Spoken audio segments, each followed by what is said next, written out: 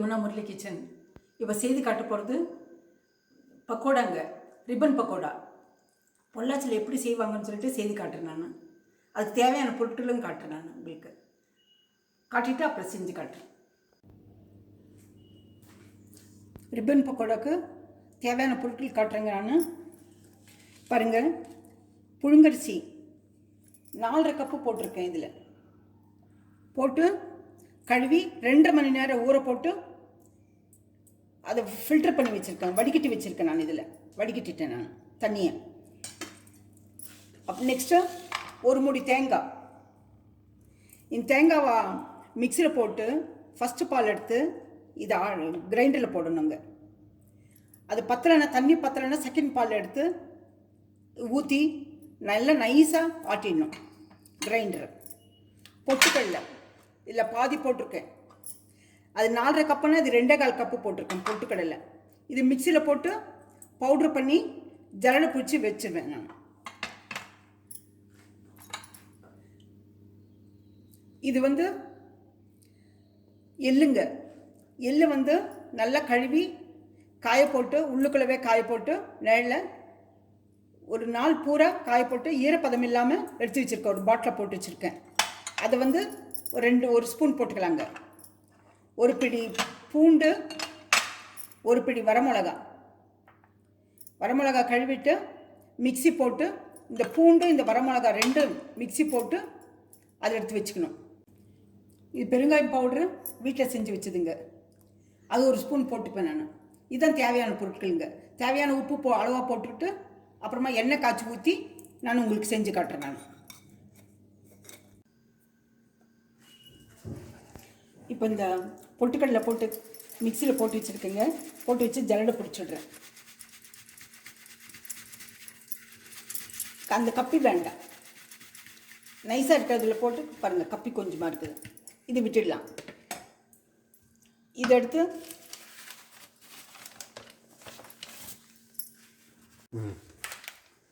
இப்போ இந்த அரிசி மாவு ஆட்டி வச்சுருக்குங்க. தேங்காய் பால் ஊற்றி இப்போ ஒரு ஸ்பூன் எள்ளு போட்டுக்கிறேன். போடுங்க எள்ளு. பெருங்காயம் போட்டுக்கலாம். பாருங்கள், பொடி செஞ்ச பெருங்காயம் போட்டுக்கிறேன், ஜீரணத்துக்கு. இது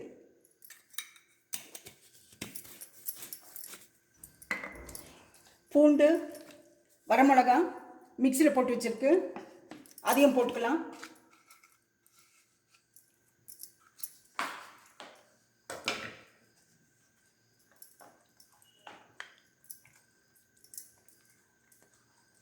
இது பூண்டு அந்த ஒரு பிடி வச்சிருந்தேன் இல்லைங்களா, அதையும் அந்த வரமிளகாவும் 2 போட்டு மிக்சியில் நைஸாக அடிச்சிட்டேனுங்க நான்.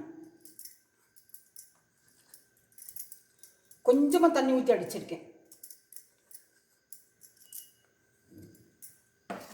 அதையும் போட்டுக்கலாம். இது தேவையான உப்பு போட்டுக்கலாம். பாருங்க, உப்பு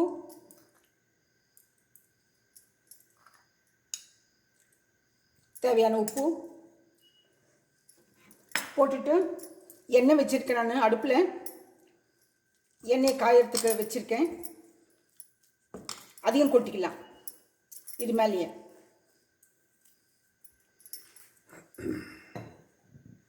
பாருங்க, அப்பதான் மொறுமொறுன்னு இருக்குங்க. இதெல்லாம் போட்டு பிசைஞ்சு வச்சுருக்குங்க. இப்போ எண்ணெய் காஞ்சி போச்சு. எண்ணெய் ஒரு வானலியில் ஒரு கடாயில் வச்சுருக்கேன் நான். எண்ணெய் ஊற்றி வச்சுருக்கேன், அது காஞ்சி போச்சு. இப்போ இந்த முறுப்பிடியை பாருங்கள், ஓலைப்பக்கோடா அந்த இது போட்டிருக்கேன் நான். போட்டுட்டு எண்ணெய் தடவி வச்சுருக்கேன் நான். தடவிட்டு பாருங்கள், இது ஒரு 3/4 வாசி போட்டுக்கிறேன். ஒவ்வொரு முறை போட்ட பிறகு தட்டு போட்டு மூடிடலாம். இப்போ பாருங்க,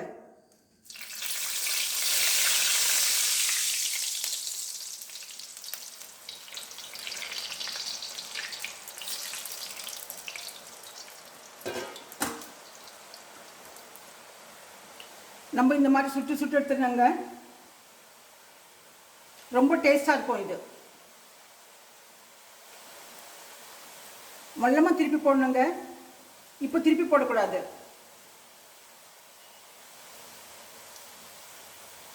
இப்போ கொஞ்சம் கிளியரான பிறகு திருப்பி போடலாம். இல்லைன்னா சாஃப்டாக இருக்கும், உடஞ்சி போகும். பாருங்கள், இந்த மாதிரி.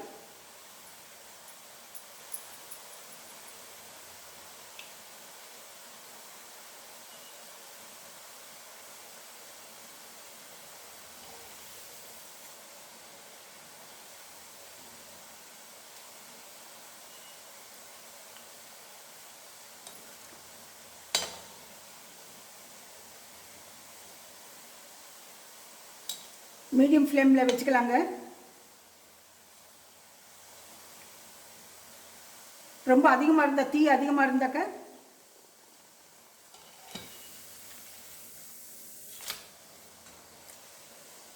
இந்த மாதிரி திருப்பி போடணுங்க.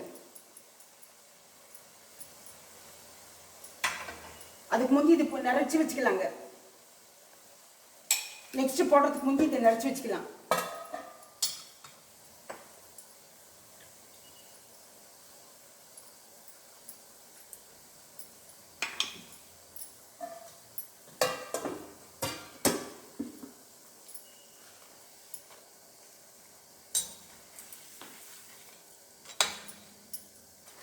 இந்த சத்தம் கம்மியான பிறகு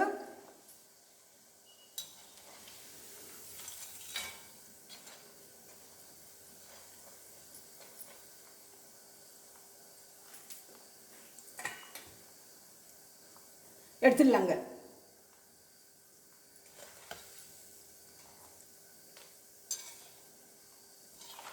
பார்த்தீங்களா, இந்த புளி வந்து எண்ணெய்க்காக ஊற்றி வச்சுருக்கேங்க, போட்டு வச்சுருக்கேன்.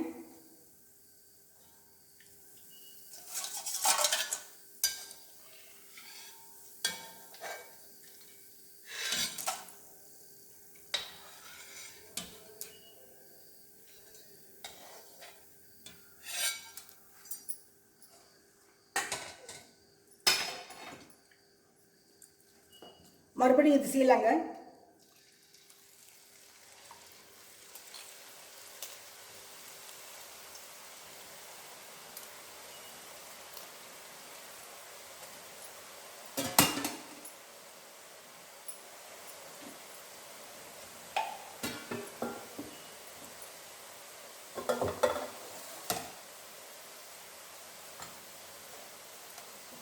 இதை போட்டு போட்டு வச்சிடலாங்க.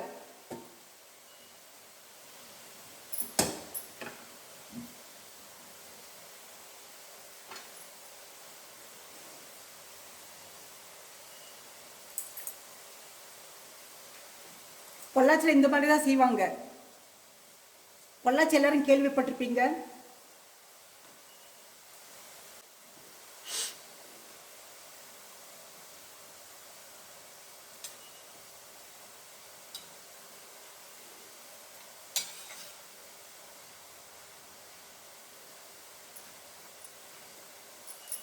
இது கொஞ்சம் சத்தம் கம்மியாகின பிறகு திருப்பி போடலாங்க.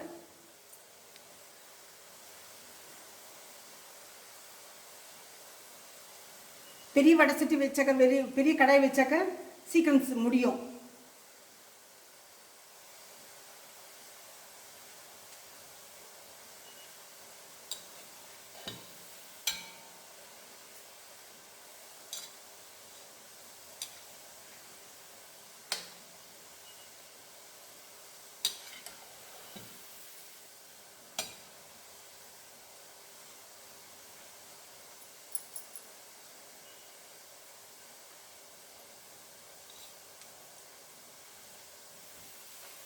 நான் ஒரு முறைக்கு 4 முறை சொல்கிறேன். எதுக்குனாக்க, லேர்னர்ஸ் ஃபஸ்ட்டு ஒர்க் பழகிறவங்களுக்கு, முதல்ல ஒன்றுமே தெரியாமல், சமையல் வேலை தெரியாமல் இருக்க குழந்தைங்களுக்கு பழகிறதுக்காக நான் 10 முறை சொல்கிறேன். நான் ஒரு முறைக்கு 4 முறை சொல்கிறேன்.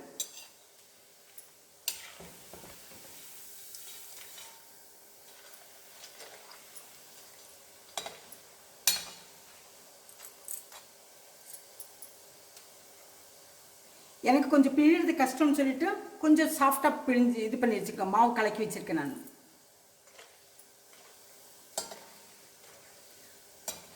ஹார்டாக இருந்தால் ரொம்ப கஷ்டங்க, இது ரெண்டும் பிடிச்சி இது பண்ணுறது ரொம்ப கஷ்டம்.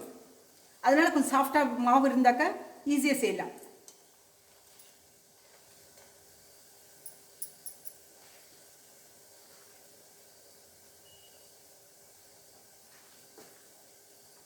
இப்போ திருப்பி போட்டிருக்கேன். திருப்பி போட்டோடனே சத்தம் குறைஞ்ச உடனே திருப்பி போடலாம் மறுபடியும்.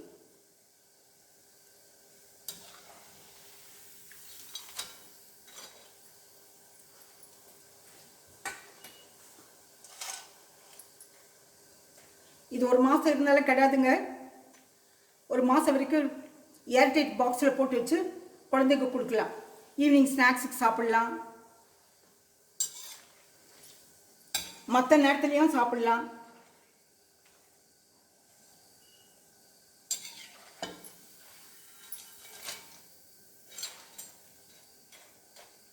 உப்பு, காரம், பெருங்காயத்தூள் எதுக்கு போடுறதுன்னா ஜீரணத்துக்காக, அசிடிட்டி ஃபார்ம் ஆகாதுங்க. டேஸ்ட்டுக்காக எள்ளு ஒரு ஸ்பூன் போட்டுக்கிறேன், அவ்வளோதான்.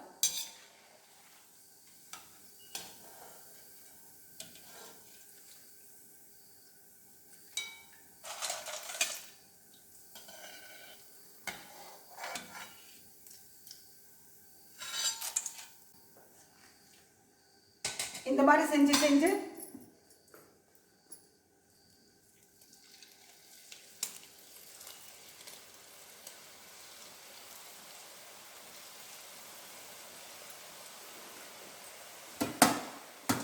எடுத்து வச்சுக்கலாங்க.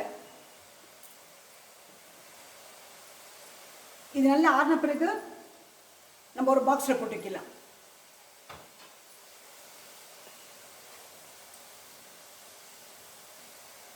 சத்தம் குறையணுங்க, அப்போ தான் திருப்பி போட முடியும். சாஃப்டாக இருக்கும்போது திருப்பி போட முடியாது.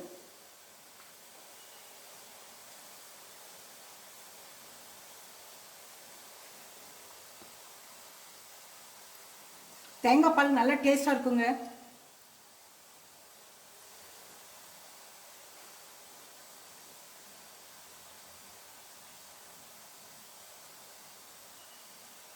பூண்டு பூண்டு வாசனைக்காக போடுறதுங்க.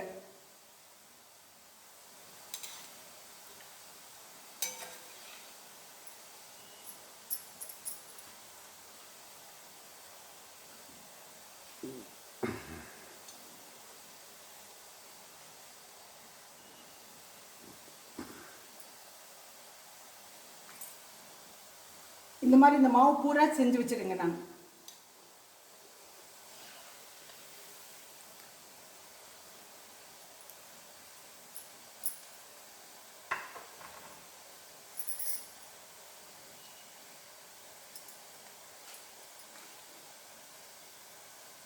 பலகாரம் வீட்டில் வாங்குறத விட வீட்டில் செஞ்சு வச்சாக்க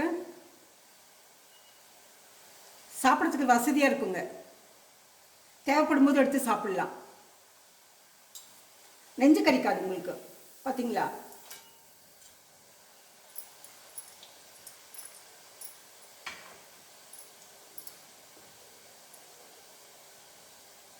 ரொம்ப ஸ்லோவாக இருந்தால் எண்ணெய் குடிச்சிடுங்க.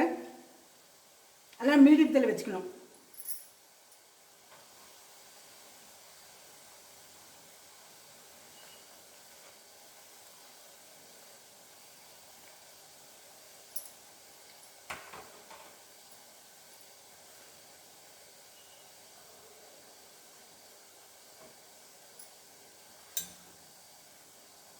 இப்போ திருப்பி போடலாங்க.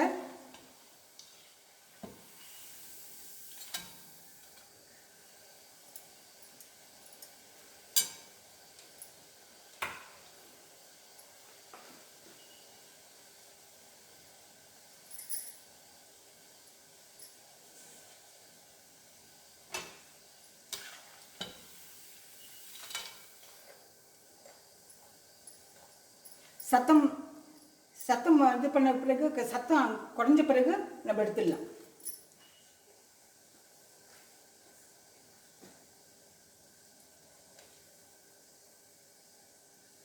அது ஈரப்பதம் இருக்கிற வரைக்கும் சத்தம் இருக்குங்க.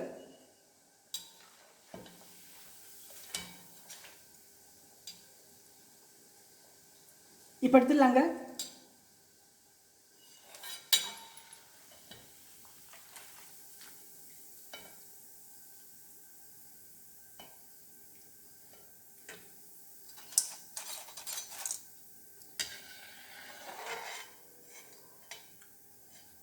இதே மாதிரி இந்த மாவு பூரா எடுத்து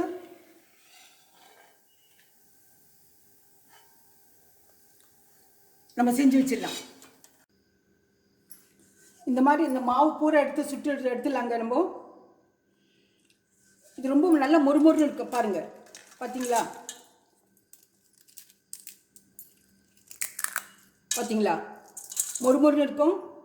இதோட டின்னில் போட்டு வச்சுட்டாக்க, ஒரு டப்பாவில் போட்டு வச்சுட்டாக்க, இல்லைன்னா சம்பளத்தில் போட்டுவிடுங்க. ஏர் டைட்டாக இருக்கட்டும். ஒரு மாதத்துக்கு வரைக்கும் கிடையாதுங்க. மாதம் ஆனாலும் கிடையாது. இந்த ரெசிபி பிடிச்சிருந்தா லைக் பண்ணுங்கள், ஷேர் பண்ணுங்கள், கமெண்ட் பண்ணுங்கள், சப்ஸ்கிரைப் பண்ணுங்கள், மறக்காமல் பெல் பட்டன் ப்ரெஸ் பண்ணுங்கள்.